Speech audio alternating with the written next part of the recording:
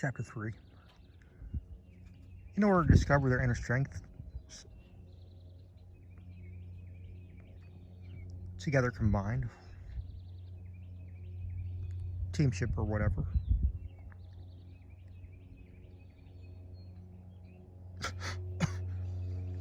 in defense as a whole, Brad, Zelda, and Patrick had to do what was necessary planned to take control.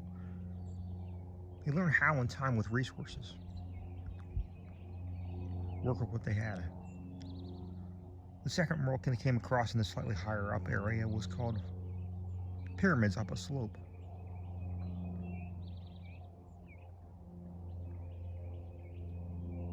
A glimpse in the shiny doorway showed many spread out across the vast sandy desert.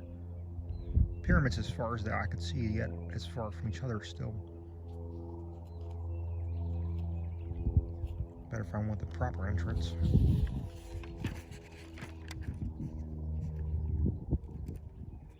What if someone can't go through? Maybe underground, so we have to go through one and avoid the rest, Brad observed. Clever thinker, you. Which one? Patrick challenged. Any of them. Each of them looked constructed the same way, though. Yeah, with limestone. Why not try finding an exit? I'm sure the mummy will be glad to you welcome up.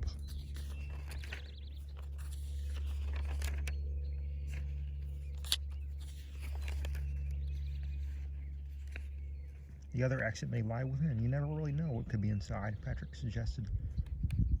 We have to find an entrance of an exit. If that is the case, it could be either. And it's hot out here. Now I know what a desert on the equator would feel like. I don't expect to find much in one dark pyramid, Zelda admitted. The sky was a tinted orange and a slivered moon like a fingernail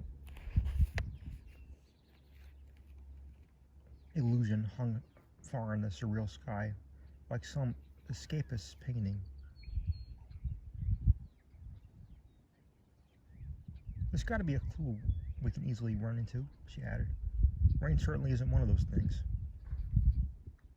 Where do you think we'll find an entrance? Brad shrugged. Around, there should be at least a small one, like a window from a moved stone blocking it. Maybe I can find a secret path where it isn't obvious. Small sandstorms began to rise nearly as if initiated from a fan from the sky. Brad, paying no attention, began to quote-unquote investigate.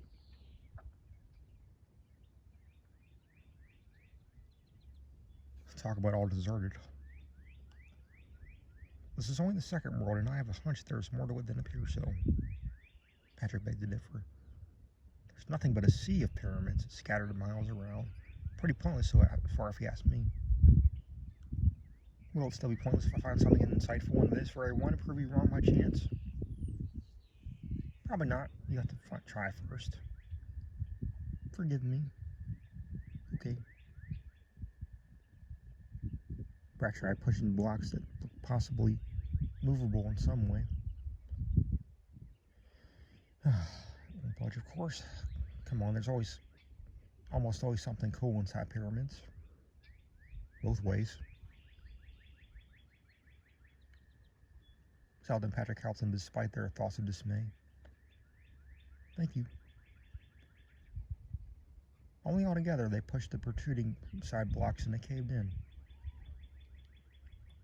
Very much to their surprise, torches already lit inside each side of the walls, as though expecting a visitor. Several markings of hieroglyphs and odd drawings of creatures they'd never seen, not even Egyptian, and places were everywhere on the walls. Maybe other places that they would get to later. Several artifacts lay on tables near, such as jars, maps, and other typical stuff one would find in an exhibit.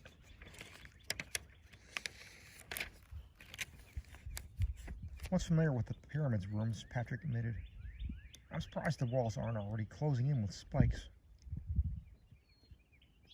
How typical. What isn't that kind of pyramid?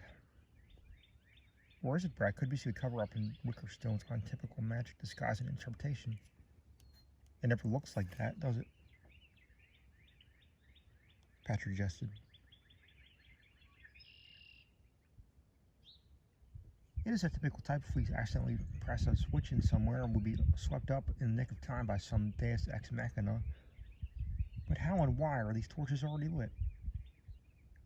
Probably lit to stay forever when the place was created. Possibly with supposed powers of one warlock. Patrick ceased kidding when he thought, hey, what if we find treasure here? Don't count on it, it might be another trap. Zelda joked back. Are you sure? You never know what any of us could find by accident with luck. Even if he doesn't know about it. The other pyramids could be completely different. Let's find out. Wait, what if none of them open the same way? I don't know. They've got to open somehow, right? Unless they don't want to.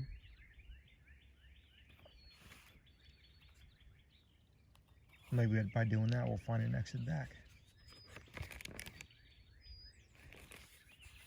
I was already sure by their discussion that everything would be different in the other pyramids. Why would Wickerstone repeat something in the same world? An exit did in fact lie within.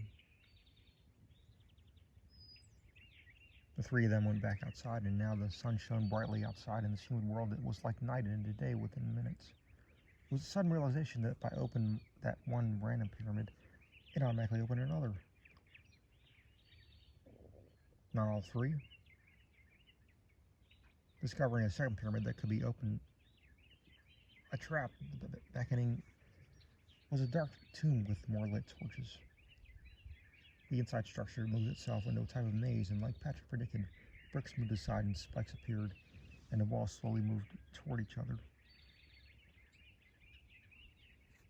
Running through this white stone maze was only the option to save oneself.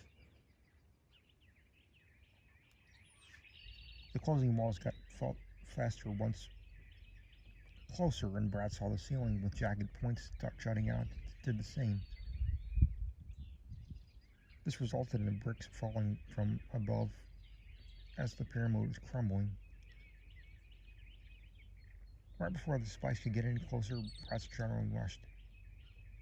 The maze itself fell apart, and the exit was reached just in the nick of time before the pyramid destroyed itself. Back outside, the portal exit awaited. It was the third one.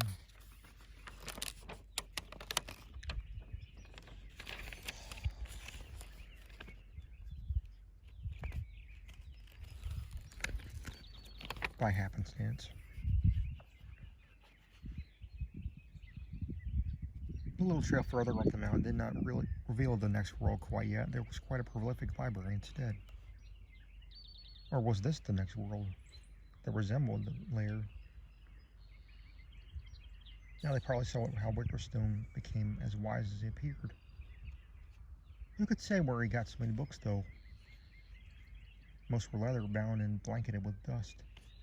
For being a warlock, he most likely had personal books about magic and another bookshelf in some room he dwelled in with a cauldron and plenty more potion bottles. When one didn't really know. Brad already envisioned among these spell books of boundless use dwindled a spider from one of the webs that would be experimented on later, or plucked on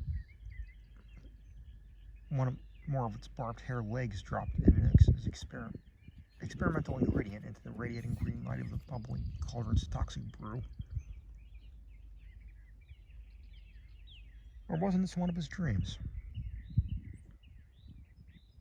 Brad figured one or more of these books could unravel secrets in much the same way. One in particular caught his eye about demons that he decided to skim through, noticeably none of which named authors.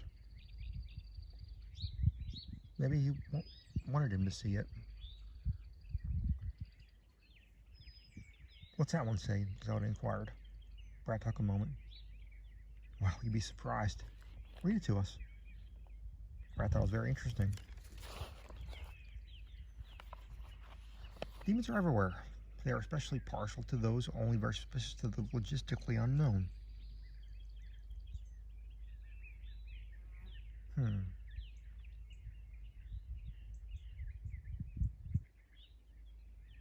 Nothing about calling it something a demon and not making it one?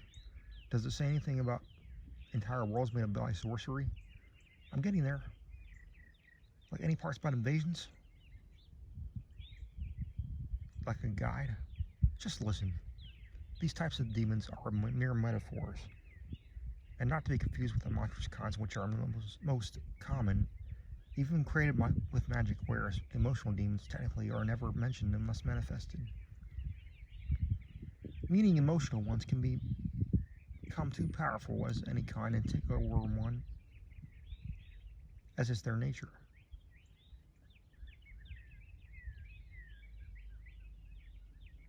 Maybe more supernatural type took over Wickerstone by curse or something. I wonder if there's one about Morlocks. He's self-centered enough already to have a portrait in the entrance. He didn't leave us one out for me. It was already on the shelf. A bunch of books about warlocks will be helpful by now. Patrick said as he looked. He yanked one off a shelf and dusted it off. It creaked and dusted and puffed and opened and read through many delicate pages. Crinkly. What's that one say? Zelda inquired.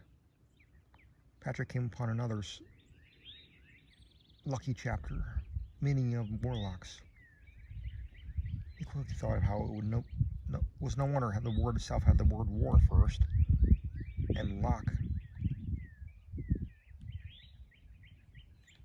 after.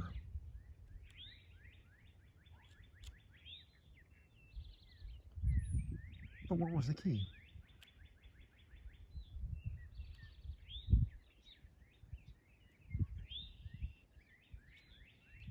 It says they just are.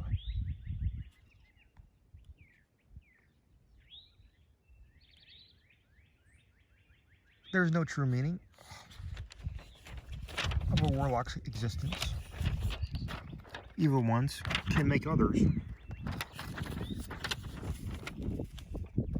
Evil ones are one of the worst kinds of creatures to form emotional and or psychological demons upon ordinary people for support. Most are devious tricksters with powers that may create or destroy what they please with and use sorcery on what they feel necessary.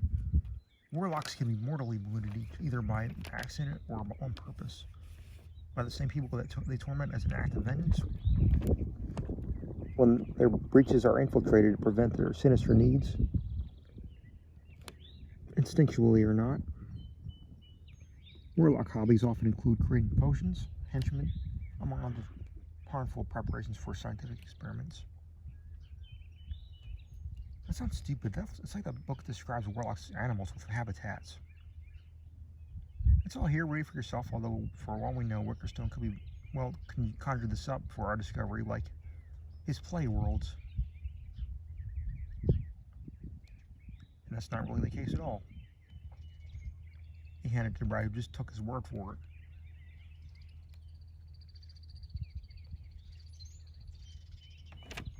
Not even off the page.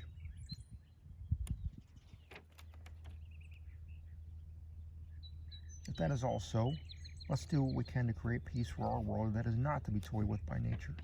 Let's just move on. Keep it the way the first one was. At any cost. Brad set both books back on the shelf without hesitation, and the dangerous, mysterious quest continued with another swirly tie-dye Vortrix ensigns. The swamp trenches. So this isn't very pleasant sounding, Brad thought. Once entered, they were suddenly surrounded by a dewy field amidst the horizon sunrise and brisk fall-like air at the beginning of the murky swamp. Patrick automatically wished he had held onto the book as possible guide, but even if he had, it wouldn't have disappeared, probably. Wickerstone would make it too easy. On second thought, maybe these worlds would bring enough quote-unquote natural help for her now. Patrick still sighed at the thought. Walking down a hill and over a fence and continuing to trespass was easy enough. Only in hopes that the swamp wasn't toxic before something else.